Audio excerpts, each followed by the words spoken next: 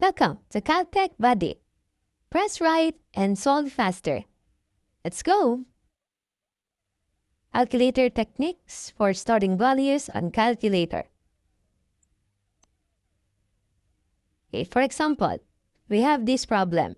If A is equals to 1.43, D is equals to 3.14, D is equals to 7.11, and Y is equals to 5.24, evaluate the value of BA squared plus BY all over 2dy. Now, let's assume na hindi pa tayo marunong mag-store ng values on our calculator. So, kung di pa tayo marunong, we will do it manually. So, yung B, papalitan ng 3.14, yung A, 1.43, yung Y, 5.24, and then yung letter D, 7.11. So, hindi naman problem kung hindi marunong mag-store. Matagal nga lang. So, we will directly substitute the values dun sa ating expression. So, something like this. So, yung B, pinalitan ng 3.14, A, 1.43, yung Y, 5.24, and yung D, 7.11. So, kung di tayo marunong mag-store, still masasagutan pa rin. So, 3.14, 1.43 squared plus 3.14, 5.24, twice ng 7.11, 5.24.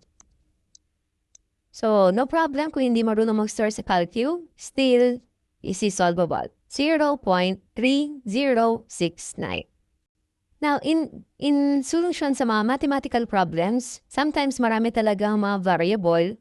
Tapos kung paulit-ulit tayo magsasubstitute manually, it will take some time at mahirap siya pindutin, masyadong matagal. So, it's very good na marunong tayo mag-store sa calculator. So, turuan ko din tayo ng pag-i-store para hindi na natin ginagawa yung manual solution. Okay. So, sa Canon F789 SGA version 2, and also applicable sa version 1, marami tayong variables na pwedeng pag-storean ng data.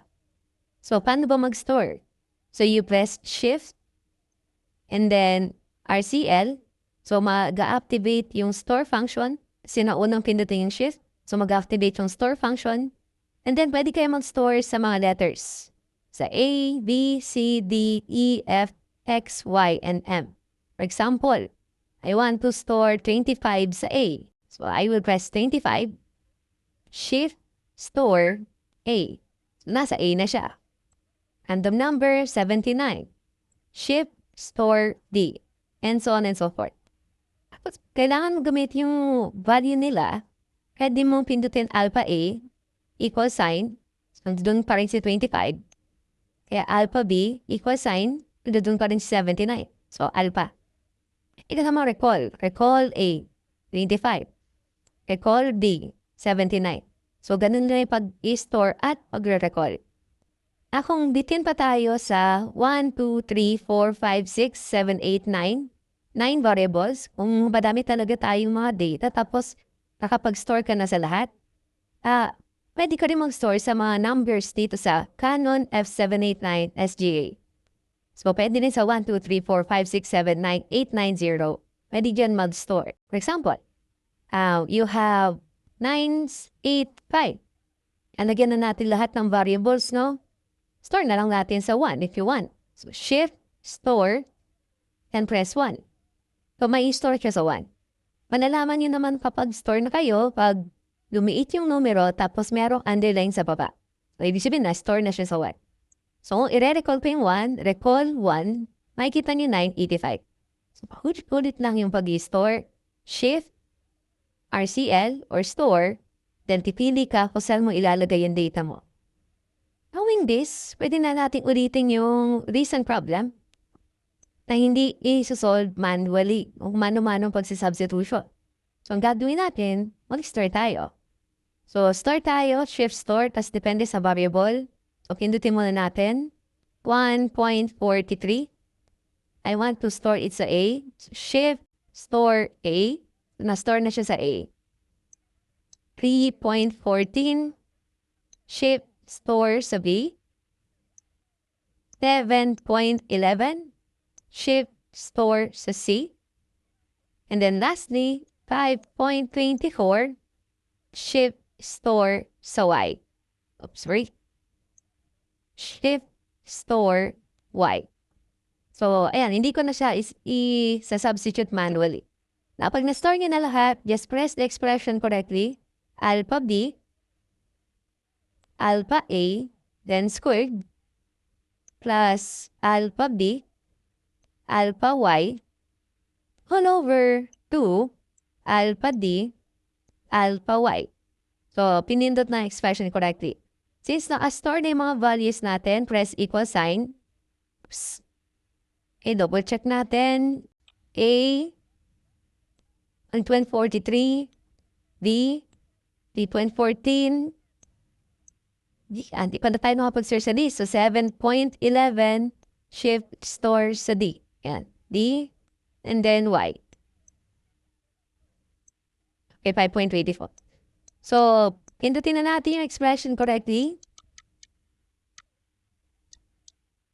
So, you have B, A, squared, plus BY, all over 2DY.